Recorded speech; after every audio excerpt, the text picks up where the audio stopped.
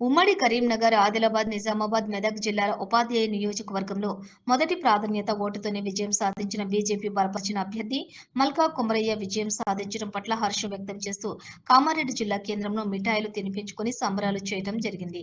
ఈ సందర్భంగా బీజేపీ పట్టణ అధ్యక్షులు మోటూరి శ్రీకాంత్ మాట్లాడుతూ తెలంగాణ మార్పు మొదలైందని ప్రజలు బీజేపీ వైపు చూస్తున్నారన్నారు. మల్కా కుమరయ్య గెలుపు కాంగ్రెస్ ప్రభుత్వానికి చెంపపెట్టు లాంటిదని అన్నారు.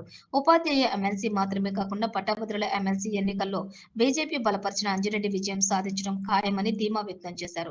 గెలుపు కోసం ఆహర్నిశలు కష్టపడి పనిచేసిన కామారెడ్డి శాసనసభ్యులు కాటిపల్లి వెంకట రమణారెడ్డితో పాటు బీజేపీ కార్యకర్తలకు అందరికీ శుభాకాంక్షలు తెలియజేశారు. జిందాబాద్